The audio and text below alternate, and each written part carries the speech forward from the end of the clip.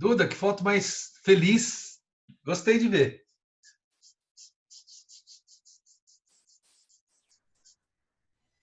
Finge, né, que tá feliz aqui estudando em casa. Tá para acabar, logo, logo termina.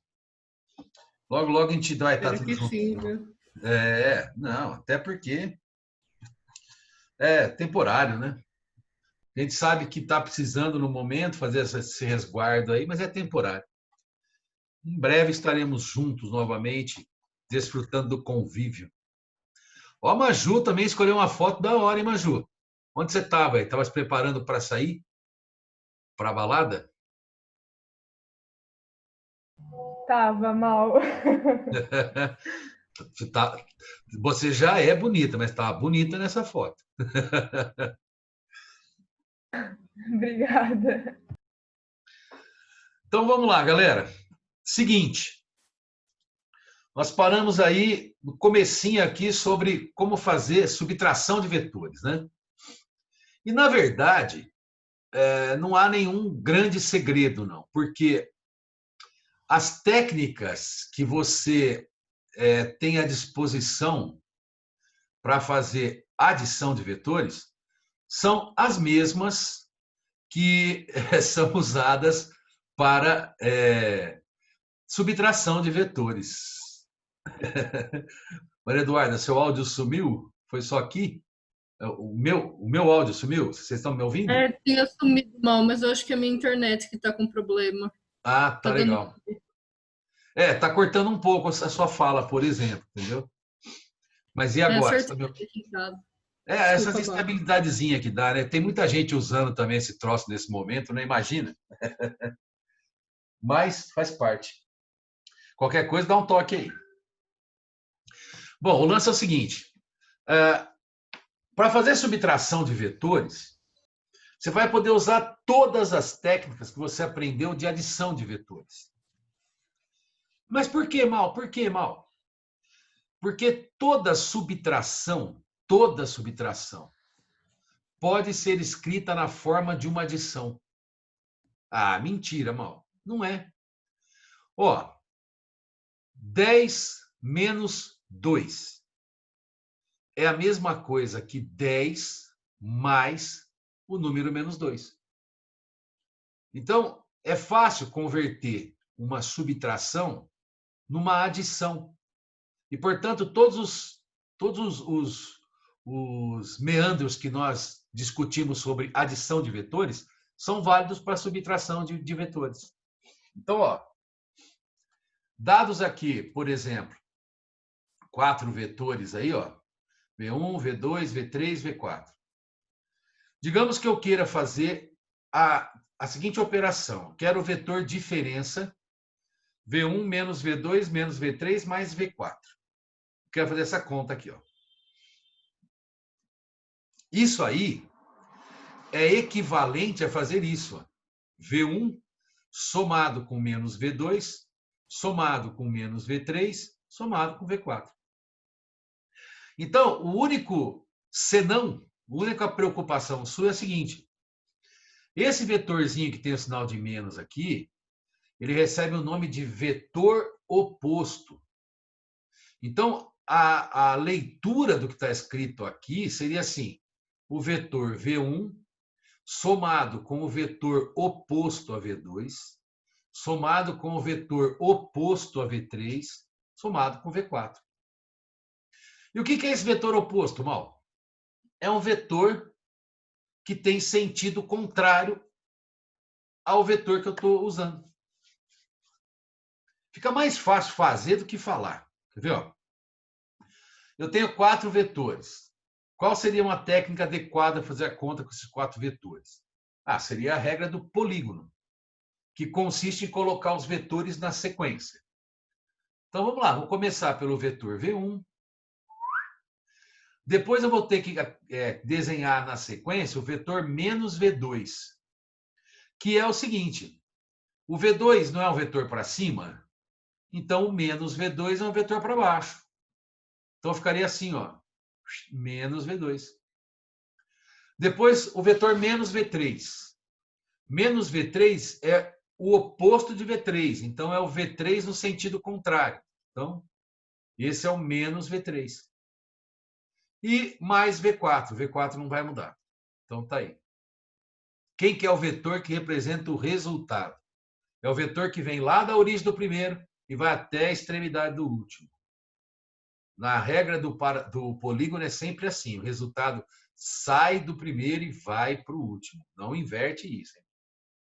Então, olha, é a mesma técnica, sem tirar nem pôr, apenas com a preocupação de você trabalhar com o vetor oposto, aonde tem o sinalzinho de menos.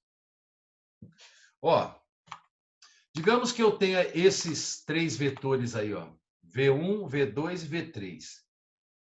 E eu quero fazer a seguinte operação matemática. Eu quero fazer vetor V1 menos o vetor V2 menos o vetor V3. E quero calcular o valor dessa operação. Então, vou usar aqui a técnica da decomposição de vetores, que implica em colocar os vetores inicialmente a partir da mesma origem ali do plano cartesiano. Então, vou desenhar o vetor V1, tá aí. Agora, eu vou desenhar o vetor menos V2. Como é que é o vetor menos V2? Ó, se o V2 é para baixo, o menos V2 é para cima. Agora, eu vou desenhar o vetor menos V3. Como é que é esse tal de menos V3? É o sentido oposto ao V3. Então, seria esse vetor para baixo aqui. Ó. O V3 é inclinado para cima, o menos V3 é inclinado para baixo. Então, uma vez colocados os vetores aí no plano cartesiano, vou decompor os vetores. Então, o V1 vai ter uma componente horizontal e uma componente vertical. Né? O V1x vale V1 cosseno de alfa. O V1 vale 10, o cosseno vale 0,6. Então, V1 vale 6. O vetor V1y vale V1 seno de alfa. Então, 10 vezes 0,8, que é 8. Então, tá aí, calculei as componentes. Agora, o outro vetor que eu vou decompor é o menos V3. Então, ele tem uma componente horizontal aqui, ó, V3x, uma componente vertical aqui, ó, V3y. O V3x vale V3 seno de alfa. V3 vale 10, o seno é 0,8, então vai dar 8.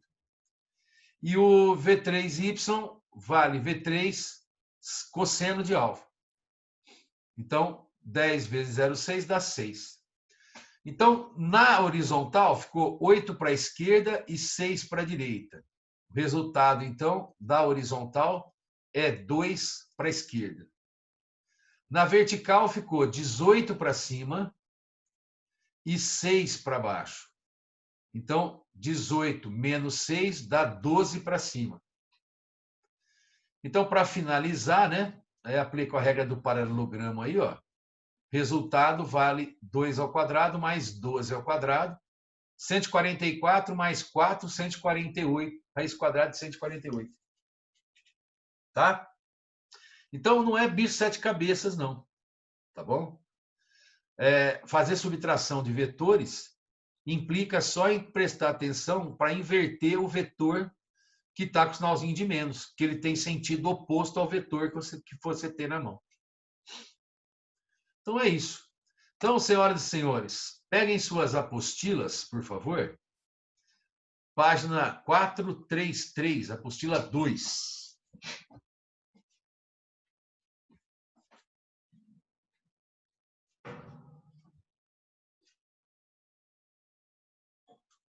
Obrigado, café, Marco.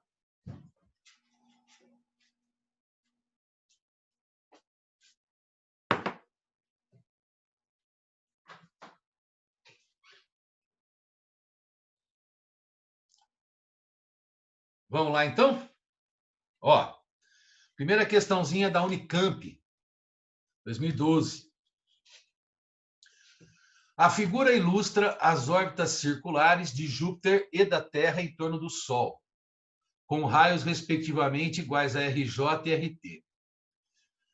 Quando o segmento de reta que liga Júpiter ao Sol faz um ângulo de 120 graus com o segmento de reta que liga a Terra ao Sol, a distância entre os dois planetas é A, B, C, D ou E. Então, em resumo, o que ele está pedindo é essa distância, de Júpiter até a Terra, e vice-versa, né? Então, você está percebendo que esse problema é mais de matemática do que de física, né? Você tem um triângulo aí, obtusângulo, você quer calcular a distância D, que é o lado oposto ao ângulo de 120 graus. Então, aplicando a lei dos cossenos, como a gente está usando aqui o ângulo correto, que é o ângulo oposto ao lado que você está calculando, então vai ficar D quadrado, RJ ao quadrado, RT quadrado, menos 2RJ RT, cosseno de 120. O cosseno de 120 ele não deu aqui no texto do exercício, mas com certeza a Unicamp deu, tá? Vale menos meio. Então, vai ficar RJ ao quadrado, RT quadrado, menos 2, o que multiplica menos meio, dá mais 1, RJ, RT. Então, extraindo a raiz quadrada, alternativa D. Raiz quadrada de RJ mais RT quadrado, mais RJ vezes RT. Beleza? Então, quando você vai lidar com a lei dos cossenos, a gente já falou isso hoje de novo, falou semana passada, preocupação com o ângulo que você está usando. Se o ângulo for o ângulo correto da lei dos cossenos, vai trabalhar com sinalzinho de menos aqui, ó. Tá? E esse é, né? É o ângulo que está oposto ao lado do triângulo que você está calculando. Vamos para a próxima? Vamos lá. O Nesp adaptado. Um corpo é submetido à ação de 3 forças coplanares, como ilustrado na figura. Podemos afirmar que o módulo, a direção e o sentido da força resultante sobre o corpo são, respectivamente, A, B, C, D ou E. Então, ó, a gente poderia aqui, por exemplo, aplicar a técnica da decomposição por versores, porque ele deu os versorizinhos aqui, ó. Cada unidade de medida aqui é 2 newtons, tanto na horizontal quanto na vertical. Então, ó, decompondo aqui o vetor inclinado para a direita, aqui, ó, que ele não deu nome para os vetores. Então, esse aqui inclinado e a direita do desenho. Ele vai ter uma componente horizontal aqui, ó, vale 3 versores, e uma componente vertical aqui, ó, que vale 5 versores. Esse outro inclinado para a esquerda aqui, ó, decompondo ele, você vai ter na horizontal uma componente que vale 3 versores para a esquerda e uma componente que vale 2 versores para cima. Então, esse aqui não tem como decompor, né? Porque ele já está em cima do eixo.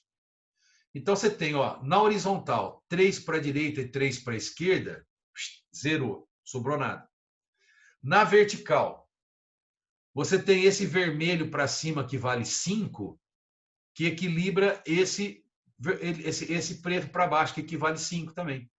Então, sobra de tudo isso apenas esse vetorzinho marrom para cima aqui, ó. Né? Vê se você me entendeu.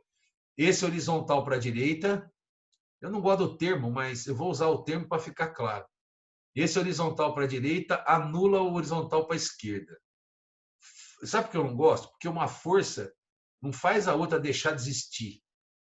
Uma força equilibra a outra força, se tiver o mesmo valor. Então, eu não gosto do termo anular, porque não anula porra nenhuma, equilibra. Tá? Então, esse aqui equilibra esse. Mas, para ficar claro, anula. Pronto. Agora, esse aqui para cima, ó, anula esse para baixo. Então, sobra só esse marronzinho para cima aqui.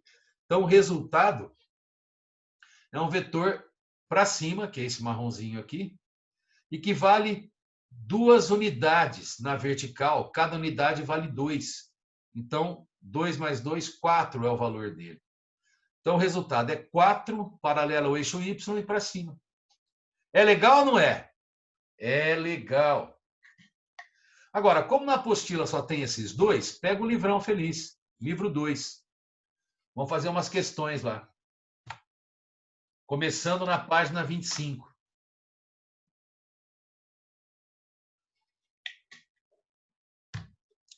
Tamo junto? Mal, você vai mandar esses slides depois? Mando sim. Eu acho que eu até já mandei, mas eu posso mandar de novo, não tenho certeza. Sinceramente, eu não sei. Mas eu mando. Fica tranquilo, Murilão. Então, ó. Livro 2, página 25. Dados os vetores A, B, C, D, apresentados no esquema a seguir, vale a seguinte relação. A, B, C, D ou E. Tudo bem. O que tem que fazer, Mal? Tem que testar cada uma das relações. Para nossa sorte, a relação A já é verdadeira. Se não, teria que testar as outras. Olha só. Tem aqui o vetor A colocado na sequência do vetor B. Então, está aqui, ó, o A e o B. Então, o resultado da operação A mais B é esse vetor preto aqui. E também está colocado em ordem aqui o vetor D somado com o vetor C, que daria como resultado um vetor que vai da origem do vetor D até a extremidade do vetor C. Como você deve estar vendo, ó, a soma de A mais B dá a mesma coisa que a soma de D mais C. Então, ambos dão o mesmo vetor.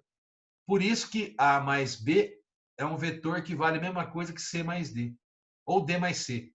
Também é uma discussão que já fizemos na semana passada. A ordem das parcelas não altera a soma, né? Então, alternativa A de amor. É fácil ou não é, vetor? É. Só é chato porque é desenho. Se não desenhar adequadamente, não dá certo. Ó, questão número 4 aí. No esquema estão representados os vetores V1, V2, V3 e V4. A relação vetorial correta entre os vetores é, de novo, ó, você tem que testar, não tem outro caminho, tá? Não dá para olhar e ter uma ideia? Não dá, velho. Você tem que testar. Então, ó, testando a letra A. Ele diz que V1 mais V4 dá o mesmo resultado que V2 mais V3. Vamos ver. V1 é esse vetor aqui, ó. E olha só aquilo que a gente tem falado desde o começo do tema. Se você não copiar o vetor exatamente igual ao vetor dado, você não chega na resposta que você espera. O vetor dado, ele tem 1, 2, 3, 4, 5, 6 diagonais de quadradinho. Então, 1, 2, 3, 4, 5, 6. Isso eu vou ter que somar com o vetor V4. O vetor V4 é esse vertical para baixo, vale 1, 2, 3, 4, 5, 6, 7, 8 quadradinhos para baixo. Então, V1 mais V4. Quem que é o resultado disso? É o vetor que vai da origem do V1 até a extremidade do V4. Agora, ele diz que esse resultado dá igual se eu fizer a soma V2 mais V3. Vamos ver. V2 é horizontal e vale 1, 2, 3, 4. 1, 2, 3, 4. V3 é inclinadinho, vale 2 diagonais do quadradinho. 1, 2. Quem que é o resultado dessa soma? É o vetor que vai da origem do primeiro à extremidade do último. E, coincidentemente, são iguais, né? Como é que eu sei que são iguais, Mal? Analisa os tamanhos, ó. O R da primeira soma vale 2 quadradinhos na vertical e 1, 2, 3, 4, 5, 6 na horizontal.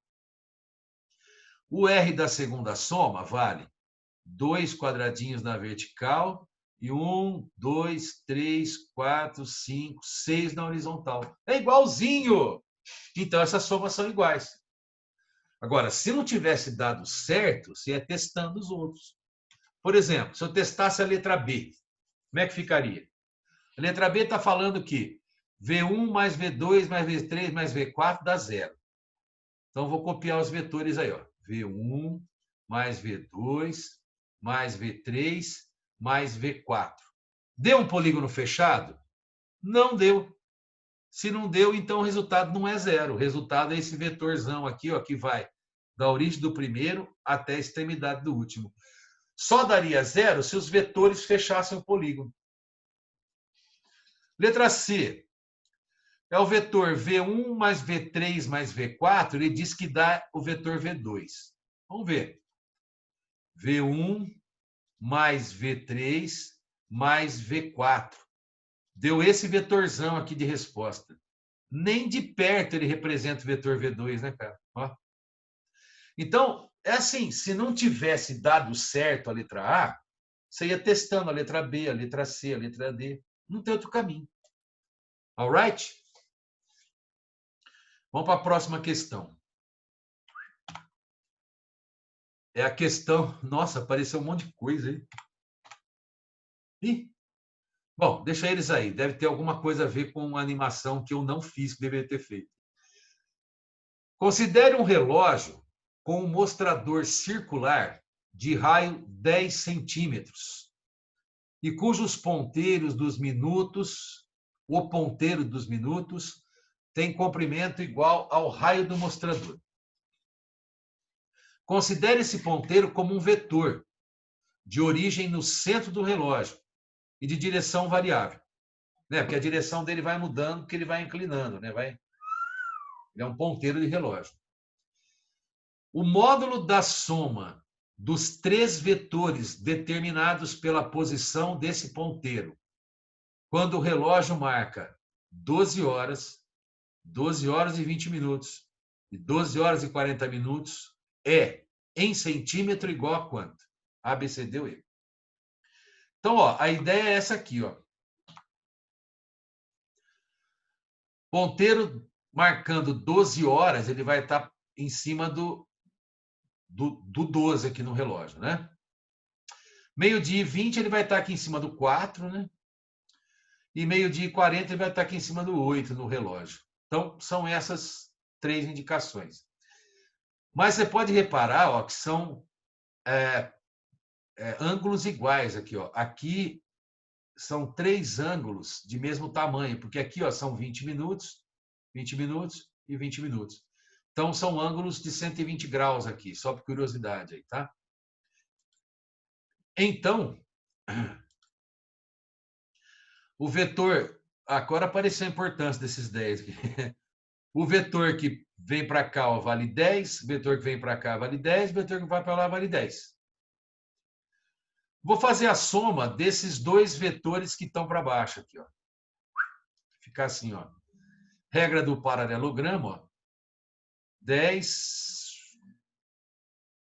Esse lado é paralelo àquele lá, esse lado é paralelo àquele, e esse ângulo é de 120 graus. Vai dar um vetor aqui, R1. Nós já falamos disso hoje. Quando dois vetores têm mesmo tamanho e ângulo de 120 graus, o resultado tem valor igual a um deles. Então, ó, R1 quadrado é igual a 10 quadrado mais 10 quadrado, mais 2 vezes 10 vezes 10, cosseno de 120. Então, 100 mais 100, mais 2 vezes 100 vezes menos meio. Isso aqui tudo dá 100. Raiz quadrada 10. Então, se o vetor R1 vale 10, 10 para baixo com 10 para cima vai dar 0. É chique ou não é? É chique, mal. Tá bom? Vamos para a próxima. Tô indo muito rápido? Qualquer coisa me freia aí. Mal, você testa as alternativas... Mas e se fosse questão discursiva? Mas se fosse questão discursiva, você ia fazer todas as opções que ele propõe, Rafael. Porque aí na discursiva ele vai propor para você. Letra A. Será que essa está certo? Aí você vai testar e vai responder sim ou não. Letra B. Será que essa aqui é verdadeira? Você vai testar e responder sim ou não. Se for discursiva, é pior ainda. Leva uma régua, tá? Tem que fazer o desenho bonitinho mesmo, tal, para o examinador ficar com um sorriso até aqui, assim, ó. Porque se você fizer desenho de vetor na mão, tudo mal feito, cara, ele não vai nem ler. Fui claro, ô, Rafael? Você me entendeu? Porque eu não sei se fui claro, mas eu acho que fui. Se for uma pergunta discursiva, ele vai dizer o que ele quer que você prove. Ó, dados os vetores tais, tais e tais, é verdade que a soma deles dá tanto? Você vai ter que fazer lá para provar que é ou não. Beleza, então. Vamos para a próxima aí, ó. Questão número 7. A soma de dois vetores de módulos 12 e 18 tem certamente o módulo compreendido entre A, B, C, D ou E. Então, ó, o tipo de questão, né, que explora seu conhecimento vetorial, né? Qual é o máximo que você pode conseguir com dois vetores? A soma direta deles, que é quando eles combinam. Qual que é o mínimo que você pode conseguir com dois vetores? A subtração deles, que é quando eles discordam. Tá? Então, o máximo é a soma direta e o mínimo é a subtração. Então, o vetor resultante, dependendo do ângulo que os vetores assumem entre si, pode ser no máximo 30 e no mínimo 6. Não vai dar menos que 6, nem mais que 30. Tá? Então, alguma coisa entre 6 e 30, alternativa B de abacate. Isso é para ver se o aluno tem alguma noção, entendeu? De adição de vetores. O máximo que eu consigo é quando os dois combinam. E o mínimo é quando eles discordam, um para cada lado. Um para cada lado. Aí, agora sim. Agora, qualquer outro ângulo entre eles dá alguma coisa entre esse máximo e esse mínimo. Tá legal? Então vamos para a próxima. Essa questão 11. Quase todo plantão de física de vetores tem essa pergunta. Então, ó, dados dois vetores perpendiculares entre si, A e B, são tais que o valor do A somado com o valor do B dá 17. E o valor da soma de A mais B dá 13. Determine os módulos dos vetores A e B, sabendo que A é maior que B. Então, vamos nessa. Primeiro, os vetores são perpendiculares. Então, formam 90 graus entre si. E como A é maior que B, então eu desenhei o A maior que B. Pronto. Agora, ele diz que se eu pegar o valor do A e somar com o valor do B, dá 17. Então, o valor do A somado com o valor do B dá 17. Agora, ele diz que o valor da soma de A mais B, do vetor A com B, dá 17. Como que é a soma... Perdão, dá 13. Como que é a soma de A mais B? Como é que eu somo dois vetores perpendiculares entre si? Eu posso usar aqui a regra do paralelogramo. Ó. O resultado é esse vetor que ele diz que vale 13. Entendeu? Então, o valor de A somado com o valor de B dá 17. E o valor da soma dos vetores dá 13.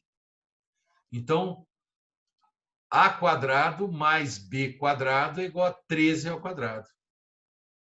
Percebeu a diferença das informações? Se eu pegar quanto vale o A e somar com quanto vale o B, dá 17. Agora, se eu pegar a soma dos vetores A e B, que aí já exige uma técnica, que no caso eu usei, por exemplo, a regra do paralelogramo. Aí dá 13. Então, você fica com duas equações ó, e duas incógnitas, que são os vetores A e B, os valores deles. Então, você pode, por exemplo, como eu fiz aqui, isolar o A na primeira equação, ó, A vale 17 menos B, e substituir isso na outra equação. Então, vai ficar, no lugar do A, 17 menos B ao quadrado, mais B quadrado, igual a 13 ao quadrado. Quanto que é 17 menos B ao quadrado? Isso é um produto notável, né, pessoal? é o quadrado do primeiro, menos 2 vezes o primeiro vezes o segundo, mais o quadrado do segundo. Né? Então, 289 menos 34b mais b quadrado. Mais esse outro b quadrado aqui, igual a 13 ao quadrado, que é 169. Né? Já deu para você perceber que vai cair numa equação de segundo grau. Né? 2b quadrado menos 34b. O 169 vem subtraindo, vai ficar 120. Dá para dividir tudo por 2. Vai ficar b quadrado menos 17b mais 60. Né? Dois números que somados dão 17 e multiplicados dão 60. Fácil fazer de cabeça para quem tem jeito com a coisa, né? 5 e 12. Né? Somados dão 17 e multiplicados dão 60. No caso de não conseguir fazer por soma e produto, você aplica Bhaskara, né? Delta igual a b quadrado menos 4ac e depois acha os valores de b. Mas um vale 12 e outro vale 5. Voltando esses valores na equação do a, eu vou encontrar então que o a pode valer 5 ou pode valer 12. Né? Se eu coloco o b valendo 12, o a dá 5. Se eu coloco o b valendo 5, o a dá 12. Então, como a resposta é a maior do que b, então a vale 12 e b vale 5. É incrível ou não é? É incrível, mal. Então, esse é o tipo de probleminha que mexe com a imaginação da galera que frequenta o plantão de dúvidas na quarta-feira à tarde, nas 2 últimas aulas. Mal, como é que uma questão discursiva poderia justificar pelo triângulo pitagórico 13, 12, 5? Você não poderia. Bom, sei lá, eu não consigo, Wesley, pensar numa justificativa dessa. Porque é verdade, né? Sem dúvida nenhuma é verdade. Mas não consigo pensar numa justificativa, não, Wesley. Eu acho que a única maneira de provar para o cara seria isso daí. Só se tem alguma outra saída matemática que eu desconheça, Wesley. Aí me sorry. Beleza? Vamos para a próxima, então. Ó. Essa também é uma perguntinha, vira e mexe, do plantão, o pessoal faz também. Só que não vai dar tempo de fazer em 6 minutos a questão inteira, eu acho. Mas vou tentar. Vamos lá. Determine o vetor soma em cada caso a seguir, calculando o seu módulo e o ângulo formado com a horizontal.